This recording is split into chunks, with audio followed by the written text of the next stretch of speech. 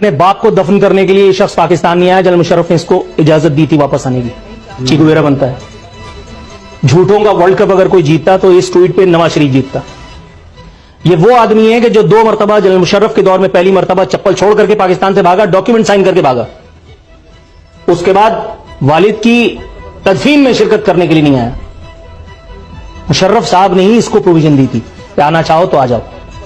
دوسری مرتبہ جب بھاگا اپنا ایکس رے دکھا کر کے, عمران خان کے دور میں جب میڈیکل NRO لے کر کے بھاگا, اپنی والدہ کا تابوت وہاں سے روانہ کر دیا, نوکروں سے کہہ دیا کہ دفنا دینا.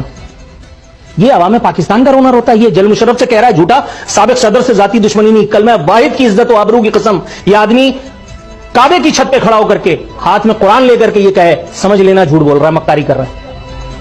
جنرل مشرف سے اگر اس کو دشمنی نہیں ہے تو اس کا مطلب ہے اس کی روح زمین پر کسی سے دشمنی نہیں ہے.